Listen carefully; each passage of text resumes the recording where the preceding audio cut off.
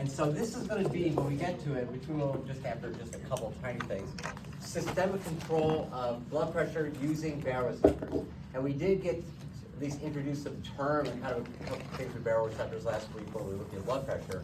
But now we're going to see systemic control of blood pressure. And that's where things like some of these drugs that you probably most have heard before too, beta blockers, alpha blockers, atropine,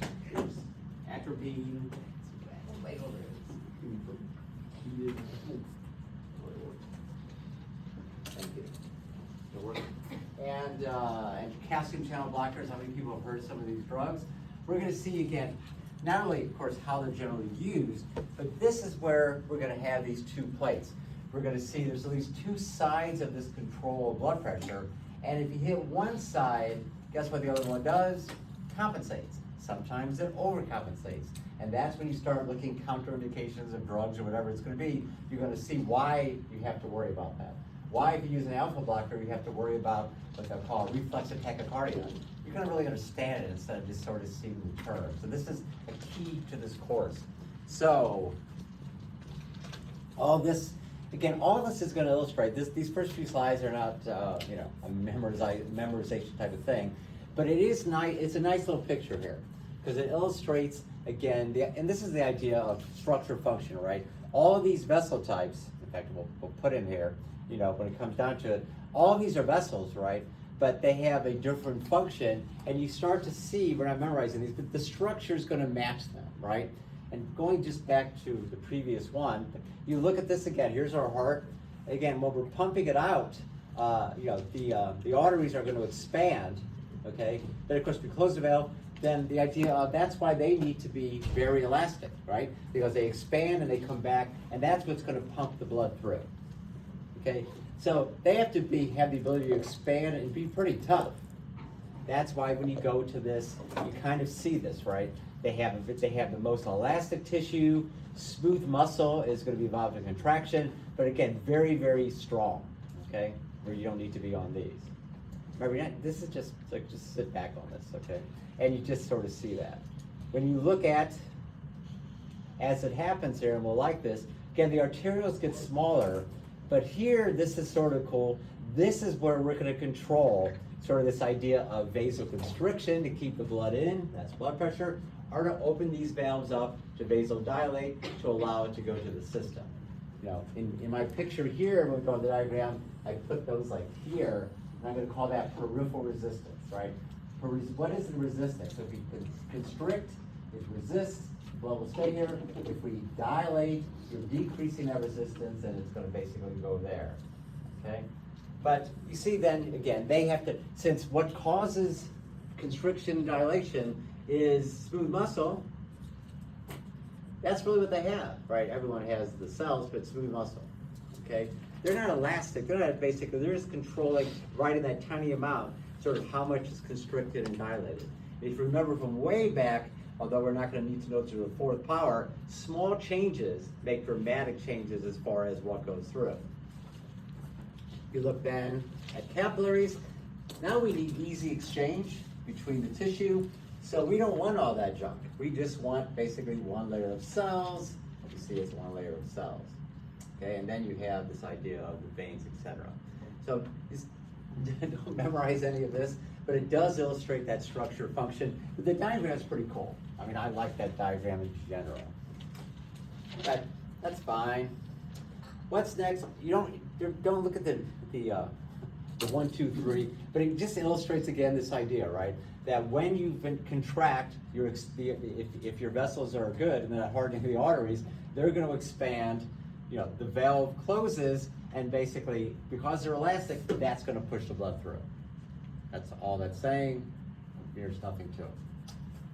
Okay, so you're not going to have to know these equations for the test coming up in 2 weeks, but are you going to need to know them today?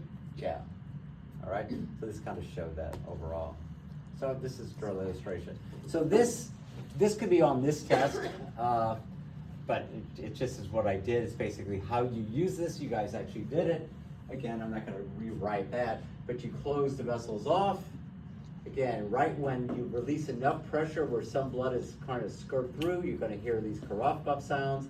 that when you first hear it, systolic, you keep hearing it, as a lot of you did, until you stop hearing it, and then, and that's when it's going free, and that's diastolic. Okay, so we did that.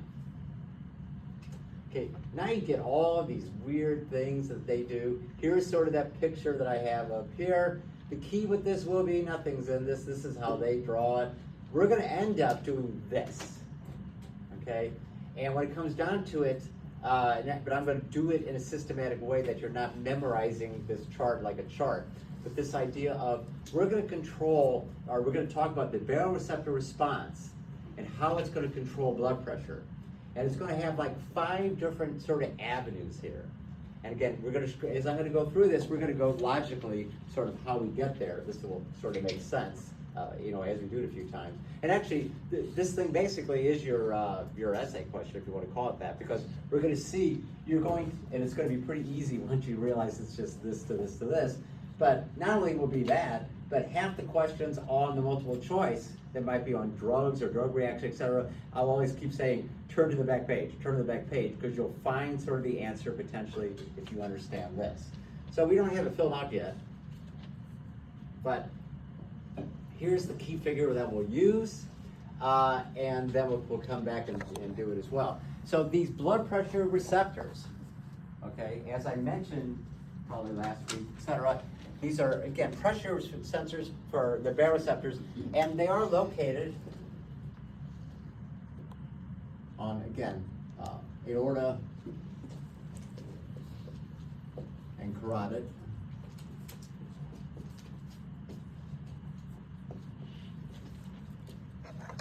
And so if we look at this diagram for the kind of first time that we're going to use, again, so you're going to have these pressure differences by these baroreceptors. They're going to relay it to the brain, and then the output is going to be sympathetic para. But when we look at the system now, we see that the parasympathetic is only going to the SA node. Out of all those components, we're going to see it only controls heart rate. We're going to give it one column to show you how it does it. But who's taking charge here? Sympathetic. And just looking at this, we're going to see it goes to the SA node. That's going to affect heart rate. It's going to go to the ventricles, increased contraction. To the veins, we started talking about increased constriction, and we'll see the arterioles as well. That's why they're going to have 4 columns. So that chart that that's there, but we're going to fill out, has 5 different columns. Okay, this is basically one column. Okay, and as we go through the baroreceptor response, as we go to where, as these innervate these areas, we're going to talk about not only what neurotransmitters are being released, but what receptors are responding to this. And that's going to be sort of important. But guess what? Some of them are going to be beta-1 receptors or alpha receptors. And you look at the drugs, you start to see how this is going to work, these drugs will start to work. So this is going to be a key diagram, that we can utilize. And we're going to visualize with this. So let's go through an example of, and I'll come back to this figure. Don't look at their charts, okay? They have whatever they want, but I put some picture up there. So this is one example, orthostatic hypotension, and we did that in class, right? The whole idea, though, and you have to know what it is. It's when you stand up. But the whole thing I want to illustrate is, let's say that we have a decrease in blood pressure. Okay, it could be this orthostatic hypotension,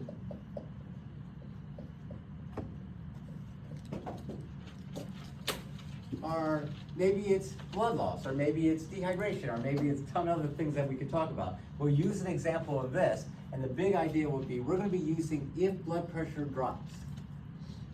Okay, here's one way it's going to do it. The baroreceptors are going to respond, right? And so the goal of the baroreceptors, there they are, will be to do what to blood pressure?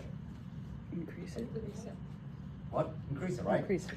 The blood pressure got lower, the baroreceptors are activated, their goal will be to increase blood pressure back to, homeostasis, okay? And as you saw when we were talking about breathing, this is an immediate thing.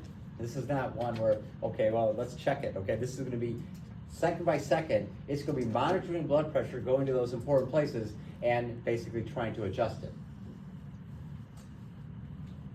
So now we'll just look at that figure, okay? So as you see, the adjustment sort of has these 5 prongs to it, all at the same time, okay? But they all involve the sympathetic and para. So again, we're going to have this idea, I got low blood pressure, the goal will be to raise blood pressure. To do that, what is going to be the order of this? Which one of these is going to increase, which one decrease? Got to raise blood pressure, guys. Sympathetic. Decrease para. Make sense? Again, just from what we've done already, you see that sympathetic, even for heart rate, which is a couple of these columns, basically affected. So that's going to do, and it's going to send it to these 5 places, okay, or 4 places. But parasympathetic, which we're going to put first, just as we diagram that, goes to the SA node, and then sympathetic, I'm actually going to go 1, 2, 3, 4, just because I'm used to writing it that way. I mean, they're all happening at once. Okay, so with this, as I do these columns for all this, I'm going to want you to know what neurotransmitter is being released, and I'm going to be writing the abbreviations, which you can also fill that out on the test. So norepinephrine will be NE, acetylcholine is coming into play again, that's ACH, and you also will have to know the receptors, because that's going to be important for this. And you'll see I'll be talking about beta-1, alpha, and muscarinic, and they'll be up there as well. Okay? So let's do this. Okay, and remember, cardiac output, which is this side of the coin, heart rate times stroke volume, and we just kind of did this. We're going to do it again. So, where is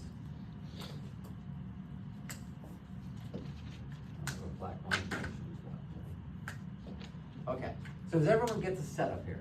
Okay, and then eventually we're going to get that chart. But memorizing a chart is crazy. You want to see it's just going to be basically going from all the way the different ways to the goal of raising the blood pressure. So I start on that just to get rid of out of the way the parasympathetic.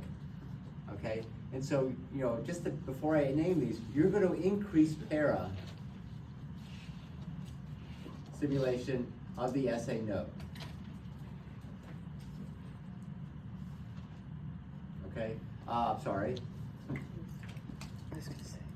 You're going to, sorry on that. You're going to decrease para to the SA node. Okay, as we saw up there, and we see where it goes. Okay, so the neurotransmitter is our friend acetylcholine. But if you remember from our past with acetylcholine and drugs and skeletal muscle, it was increasing contraction, increasing things, right?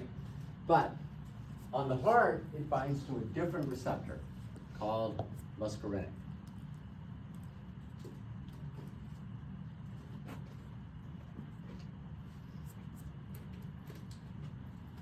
And so I'll come back to this, but this is important, okay?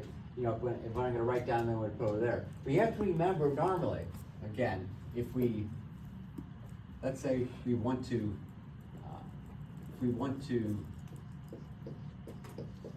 decrease heart rate. Okay, we don't want to here, but it's sort of important to kind of get it. If we want to decrease heart rate, again, the idea will be to decrease heart rate. We want to then, here's our para, because I just want to talk about that. Our parasympathetic. So if we want to decrease heart rate, parasympathetic would go up, and it's releasing acetylcholine onto the muscarinic receptor.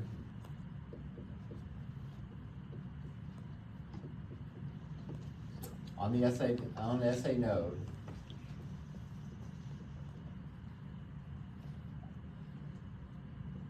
And that's going to cause decrease in heart rate. Okay, so let's just remember that, because I'm going to keep going back, because sometimes you're going to see what we're going to do here, because we're decreasing it.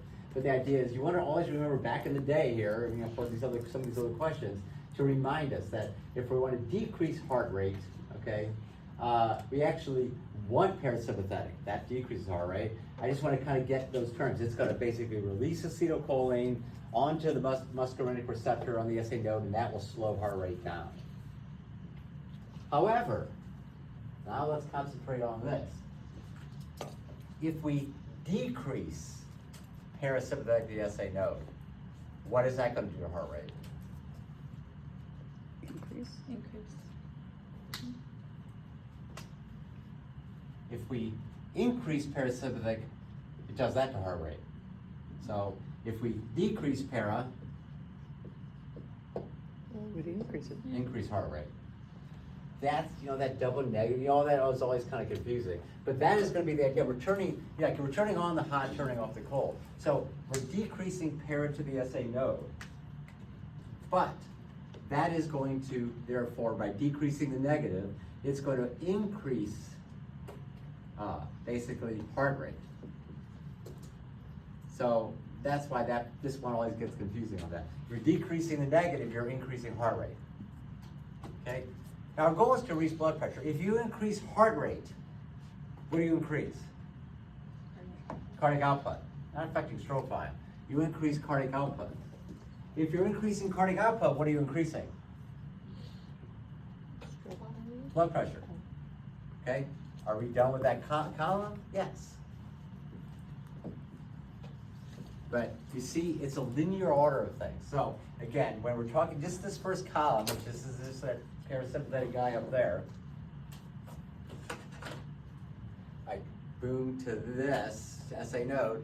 Again, we've lost low blood pressure. We're going to increase sympathetic, decrease para. That's going to decrease the amount of ACH, acetylcholine, going to the muscarinic receptor. So by decreasing it, therefore, heart rate goes up, therefore, cardiac output goes up, and therefore, blood pressure goes up. Everybody follow that line, okay? Not affecting stroke volume or anything else. Don't worry. We got sympathetic is going to do all kinds of stuff here.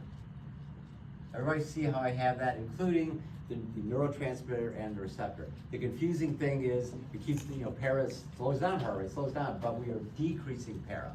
Therefore, heart rate goes up, cardiac output goes up, boom, blood pressure goes up.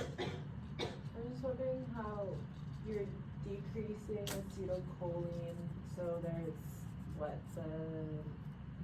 what's the difference between, acetylcholine, there's less of it binding to that receptor of what? Is it a muscle?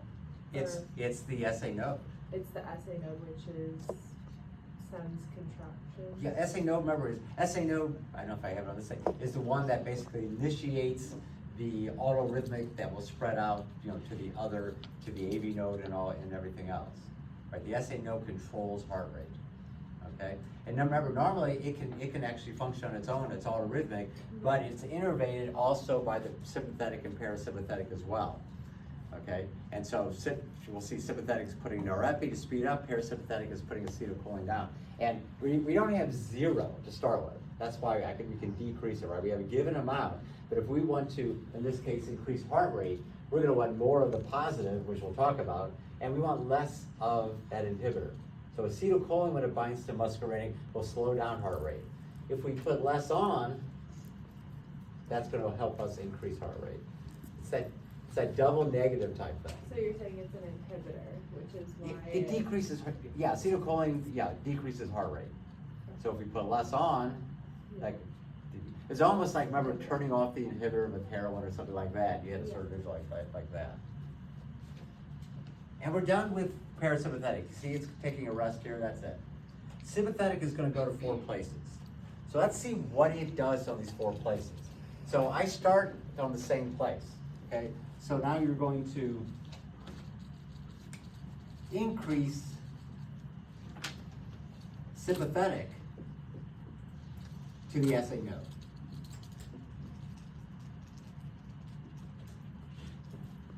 Now, the neurotransmitter that's being released in all of these places actually by the sympathetic, which we're increasing, is going to be norepinephrine, NE, as shown here. So that's the neurotransmitter that's being thrown on the SA node. Now the receptor for it that's on the SA node is beta 1. So sympathetic is basically throwing out norepinephrine onto to beta 1 receptors on the SA node. And when it does it, boom, what's it going to do to heart rate? We kind of just did that without the details before. If you increase sympathetic, which is what we want to do to the SA node, that's going to increase heart rate. If you increase heart rate, what do you increase? Cardio output. Cardiac output. If you increase cardiac output, what do you increase? Blood pressure. That should definitely match. And that's the end of those two columns. That's what's affecting heart rate, right? You basically increase norepi, decrease acetylcholine, boom. All those should match up. And they're matching in a particular order, okay? If you're putting things randomly, you're not really getting what I want to get, okay? So you want to sort of see, that's why this one you kind of have to know, you want to see the logic of it. The next two columns are going to affect stroke volume, okay? And so, again, I just sort of stay on the heart. I'm going, boom, boom, boom, just to continue. So, we're going to increase sympathetic to these ventricular muscle.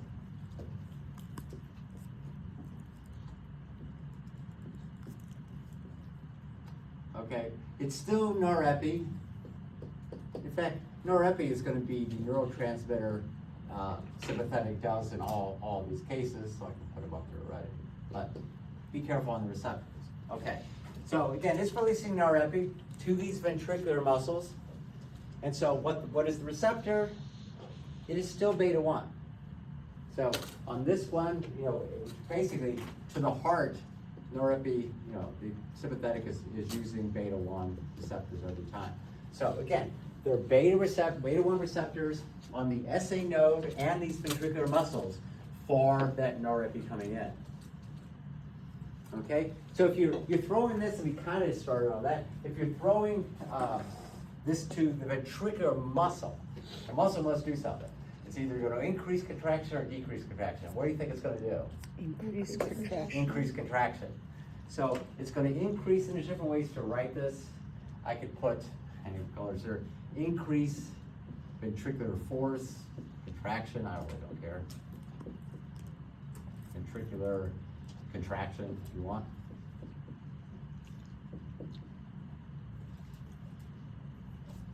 Now we come here, okay, to this equation. And we want to see as close as possible, kind of the most specific, what is that going to do? Which term does that directly affect? If we're going to increase ventricular contraction. And what's it going to do to it? The volume. It's going to decrease what is left, so more is pumped out. So again, you look at this, for that illustration, and again, we could put it, it's going to decrease what is left. Okay, again, if we had 160 and 60, okay, we ejected 100. If we do that and force, there'll be less left if you squeeze harder, then there'd be 40 left. Now you've ejected more, which is stroke volume. You decrease what is left, you increase stroke volume. All right, so we're going to squeeze harder, so ESV is going down, there's less left. That means we increase what we pump out, that stroke volume. If we increase stroke volume, what do we increase?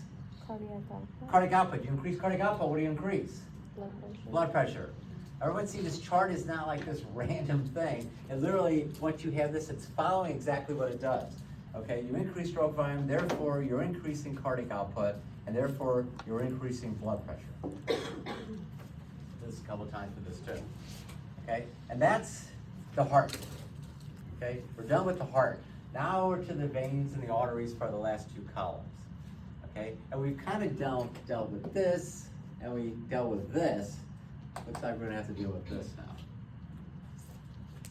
Very good so far, at least for the first time around. We start to get how you can start to logically fill this out versus just looking at a chart. Now we're gonna go to the veins, and we kind of talked about the veins a little bit ago. And so the norepinephrine is going to go to the veins. Okay, it's norepi, but they're not beta 1 receptors. Anybody know what they are? Alpha. Alpha. Exactly. Okay, and so we can write, we're going to increase sympathetic to the veins. And anytime we're talking about going to the veins or arteries, we're going to be talking about vasoconstriction or vasodilation. Okay, that's kind of what it does, one or the other. Kind of mentioned, but let's see what it's going to do.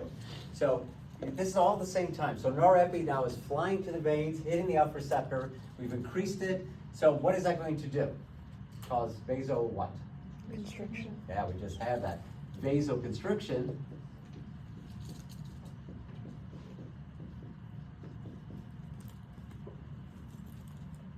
And what does vasoconstriction do? Increase compliance. Increase, yeah, and here we'll just put increased venous return. I have to know the specific of compliance as far as that's what happens. But as far as this, increased venous return. If we increase venous return, what are we doing? More increasing the volume. Which is EDV. You increase EDV, what increase? Stroke volume. You increase stroke volume, what increase? Cardiac output. And therefore, blood pressure. pressure. Everyone start to get the flow of things here. I mean, for the first time, we're gonna get, if you increase venous return, you're putting more in, okay? So you're increasing EDV. Frank Starling law says if you put more in, you pump more out. Increase stroke volume. Now we're back to this. You increase stroke volume, you increase cardiac output, you increase blood pressure. We're not putting heart rate in here, right? This is stroke volume, okay? This is why, and we'll be doing this a lot, okay? Like a lot for the next few weeks. And that will be the first thing you're gonna, once we fill this out, the first thing you're gonna wanna put on, it will be the short answer, but as you're gonna see when we're looking at like how drugs affect a different thing, you can refer back to this and try to do those practice problems over this week. Although I'm gonna try in the following week to at least have a Wednesday Zoom session too. Because this is, in some ways, well, I don't know if it's the hardest test, but it's the hardest one you've had so far that's coming up.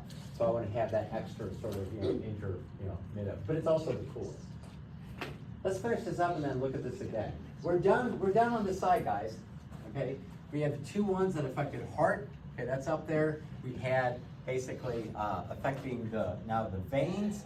We only have these arterioles, which are these guys here, okay?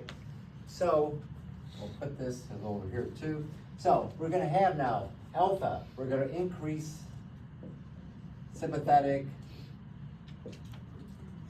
okay, to these arterioles. Again, I should keep that on blue, I call it in another place. It also uses alpha receptors. So norepinephrine coming from sympathetic, when it goes to the arteries and veins, they're using alpha receptors. So when they're on the heart, sympathetic is using beta 1 receptors. When they're talking about the veins and arterioles, they're using alpha. That's why when we go to those drugs, beta blockers, alpha blockers, they'll come in. So again, we're increasing sympathetic to the arterioles. Those are the guys doing it. Remember, when we're doing vessels, it's going to cause vasoconstriction or vasodilation. Okay, what is our goal is to raise blood pressure. So what do you think it's going to do to these arterioles? You want to raise blood pressure. Is it going to cause vasoconstriction or dilation? Say it again? Constriction. Because constrict, balloon fills up. So in both cases, it does vasoconstriction.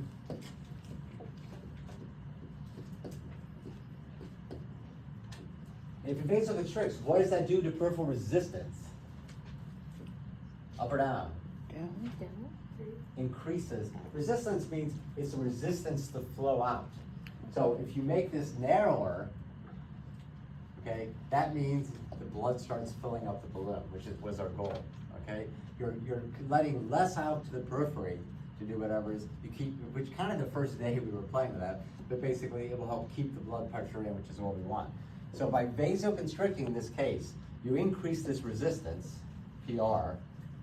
And if you increase resistance, then you increase blood pressure. It's our little column, right? It's not that much. And you see, boom, boom, boom, boom. Every one of those branches, and the branches are up there when you look at it, are all involved at the very same time to try to, in this case, respond when you stood up, respond to your low blood pressure to try to increase your blood pressure. Again, all we really monitored was basically heart rate, okay, monitored with blood pressure. And it was hard to get the exact thing, but it kind of worked when it came down to it. You saw the heart rate change under those 4 different conditions. I mean, overall, again, the timing of things is hard with the blood pressure one, but as far as the heart rate did, it sort of did go through that, right? It's sort of, you know, it basically, when it came up, it went up and then it went back down, okay, so anyway. So let's look at this again. And again, when you look at this chart, because I decided to, you know, to draw it out. Sometimes I don't, because I really want you, I want you to remember, it's like, unless you are people that just, you know, have that photographic memory, this means nothing. Okay, you can't look at that and basically get it, right? You really have to draw it out. And to do it, you really want to understand sort of how I'm doing this, you know, logically. Again, no one else probably does it this way. But again, I'm just from St. Louis, simple folk, getting old. I have to have it in linear fashion. Okay, so that's why I do it this way. Okay, and it should help us as we go. So let's look at it again, and let's play something now to show how smart you guys are. So let's go forward. Wait, I went backwards. I just want to just keep that on, just kind of get this without doing. So if we're looking at what that chart is, and you're trying to go, again, you have nothing on that piece of paper, and you don't have to draw this somewhere, but I would. That's kind of what I'd be practicing on because it helps us. You draw the 5 lines. So we have low blood pressure. In this case, orthostatic hypotension. You'll see I'll give you all kinds of other things too. Bottom line though, baroreceptors are going to respond. There they are, aortic and carotid. The goal will be to raise it. Okay, they're going to increase sympathetic and decrease para. So let's see how we fit this in. Again, we do want to remember cardiac output is kind of complicated here. That's why it sort of fits. Heart rate times stroke volume. Okay, again, stroke volume, how much we eject is dependent upon how much we put in. That's our end diastolic minus what is left, you know, after you contract. Okay, and that's what you eject. So again, for the first column, we're looking at parasympathetic. We know we're decreasing parasympathetic to the SA node. That's the neurotransmitter receptor. But if we decrease the negative, that means we're going to increase heart rate, therefore cardiac output, therefore blood pressure. We're done with that part. Everything else, sympathetic. I'm going to go boom, boom, boom, and boom. Okay? Sympathetic, and we're increasing it now all the way across. You increase it, okay, it's going to hit the SA node, the same place, but different receptor, beta 1, and that's going to directly increase heart rate, therefore cardiac output, therefore blood pressure. Done. Done with heart rate. Okay. The next 2 columns involve stroke volume. Okay. So the first one, again, just by listing it, because I stay on it, is the ventricles. I just do an order here. And the ventricular muscle, again, anything with muscle is going to cause it to contract more or less, right? So, and we kind of have this though. So we go to this, again, norepi binding to beta 1 receptors. Those are the receptors on the heart. We're increasing it. Again, increase heart rate, cardiac output, and that for this one, to the muscles, you're going to, as you just said, you're going to increase ventricular contraction. So there's going to be less left if you increase contraction, which means more is pumped out. If more is pumped out, that increases cardiac output and therefore blood pressure. If you start putting heart rates in the middle here or have these out of order, it's kind of not really getting what I want to, get from this. Last term over here, we go to the veins, okay? When we get off the heart, we're on alpha receptors, okay? That's what's on the veins and arterioles to the sympathetic, okay? But it's still norepi. Norepi is released every time. But whenever you do into the vessels again, it's going to cause vasoconstriction or vasodilation. So we put, again, more sympathetic, these are the alpha, again, receptors.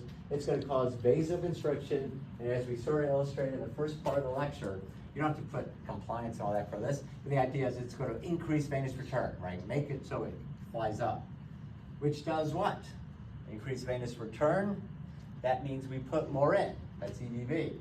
If we increase EDV, what do we increase? Stroke volume. Increase stroke volume, cardiac output, and blood pressure. So everyone see how this is reasonable, okay, I think, to do it versus just looking at a chart. If you get this and start practicing, it will sort of flow. The last one finally gets a little simpler. We're on the arterioles now. That has to do with resistance.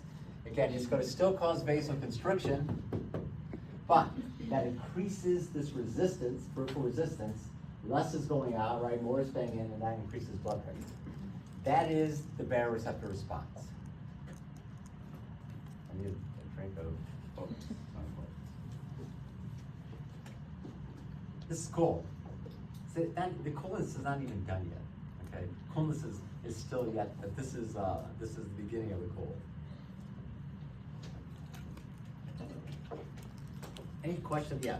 Would acetylcholine be an antagonist and norepinephrine be an agonist? Are they meant to bind?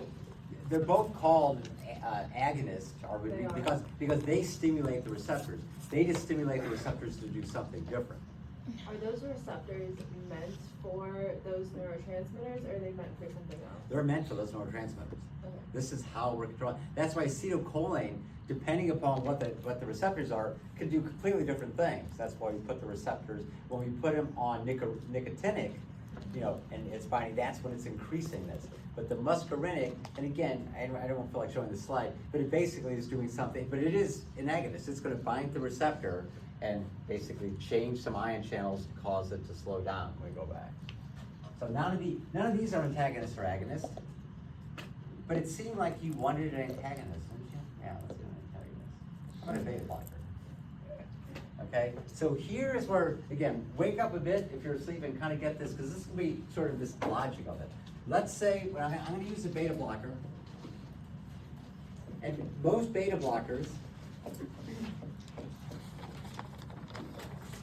are going to be considered beta 1. Again, here's your receptor. We'll see why that would matter before, but they'll call them beta blockers. Okay, and those are antagonists. Okay, and so I'm going to do two things here. We're going to talk about its primary effect,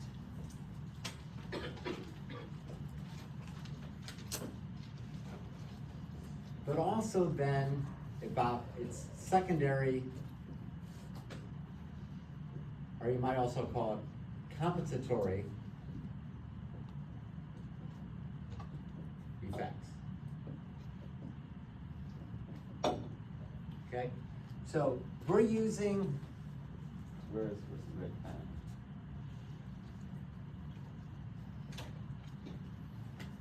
We're going to use a beta blocker. A red pen that doesn't work, maybe not here it works. Just kind of show. Okay, so beta blocker is blocking, norepi binding to the, to the beta 1 receptors on the heart. Okay. So we don't have to list all of these things, but the bottom line is if we're basically blocking that, that's going to, as we kind of do this, it's going to do what to heart rate? Decrease it. Decrease heart rate. What's it going to do to ventricular force? Decrease it. Decrease it.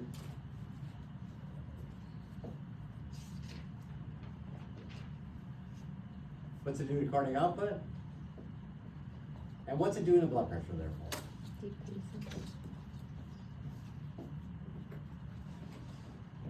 it. Is one of the primary uses of beta blockers to decrease blood pressure. It's used for hypertension. Answer, Yes, right. This is a drug for if you have high blood pressure, hypertension. You might be prescribed beta blockers, which will basically directly affect both aspects of the heart rate and the ventricular force.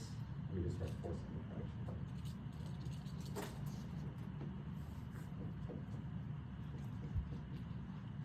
And boom, we've lowered blood pressure. However, we come back to this. Okay? Okay, so we did this and we've lowered blood pressure. So you know what the baroreceptors say? We've lowered blood pressure. What do we need to do? Raise blood pressure. Okay, it doesn't know, hey, everything's cool. It is going to automatically react, which means you are going to have the baroreceptor response. Okay? You're going to increase sympathetic and decrease para. But here is the key. The drug wins. Okay?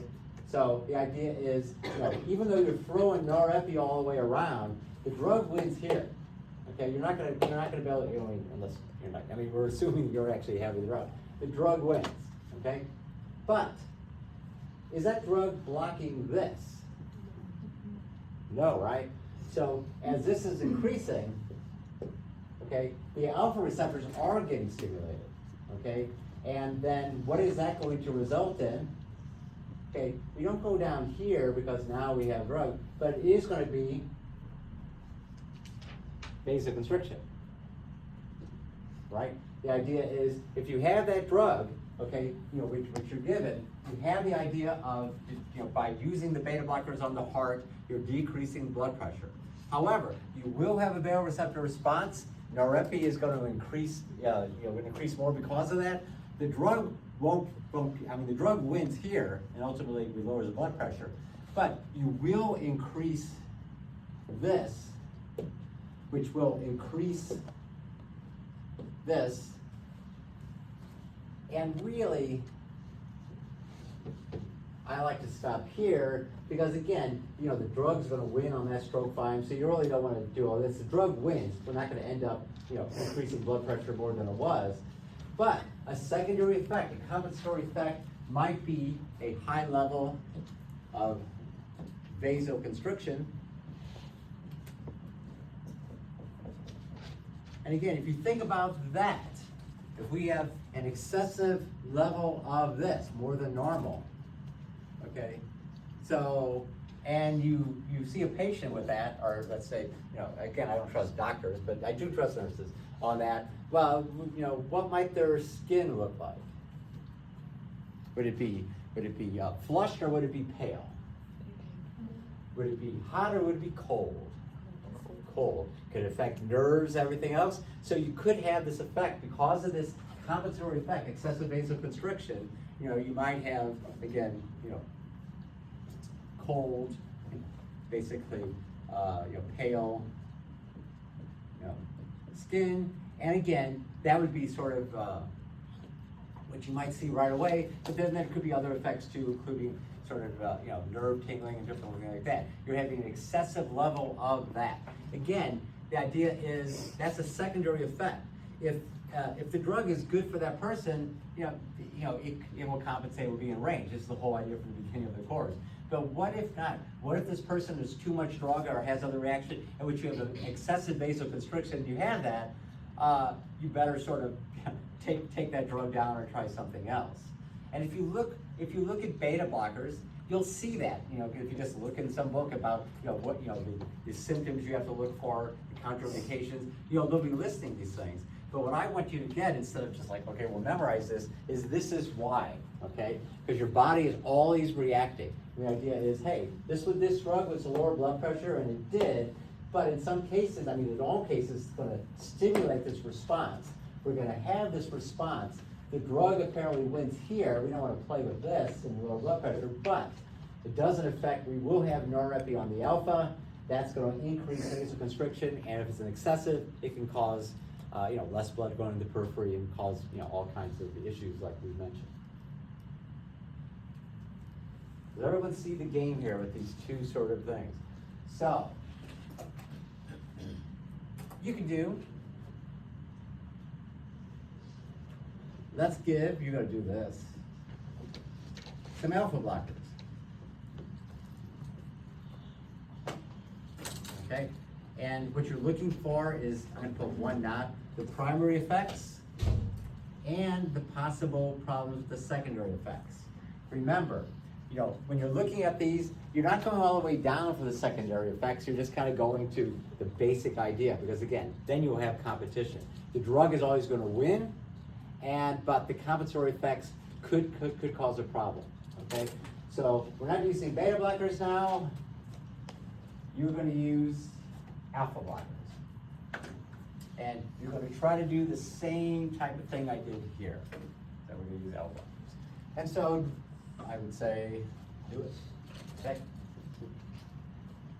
By talking, by looking, by doing, you know, any way you wanna do it, just go ahead and work out the exact same fashion, how you think the primary and secondary effects will be on these drugs.